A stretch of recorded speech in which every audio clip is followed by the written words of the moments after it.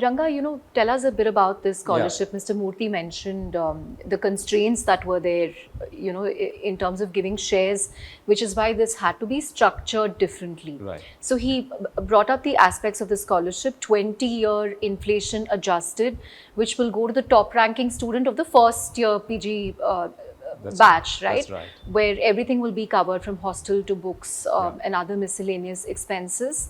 How are you administering this from Catamaran? I read a figure somewhere that said over 20 years this will come up to 12 crore with That's about right. 36 lakh per year. If you can, give us those details. No, first of all, I'm very excited because this relates to my alma mater. And more importantly, as Mr. Murthy said, it also celebrates excellence, right? I think all the institutes have very compelling needs for funds for infrastructure, for labs, etc. In a small way, we're also saying that, look, how can this help in ability to attract and recognize top talent in those institutes? Coming to another exciting part of this is we are going to manage this and we are going to commit, as you said, over 20 years.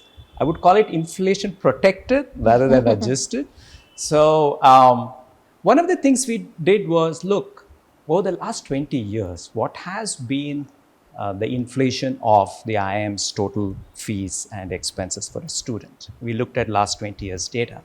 And what is the inflation built in there? We said, look, we'll put a factor of safety above that so that we have to commit and we are managing. We can't afford to fall short of saying that, hey, this year we can't do because the commitment given is sacrosanct. We came out saying that, look, what is the right mix of debt and equity that we could do? Of course, we have to trade off between risk and return because we can't put everything in equity because it can be a volatile, returns. So we devised a mechanism where a combination of fixed income and debt and equity. Equity, we said, look, we're not going to invest in individual stocks. We chose the index.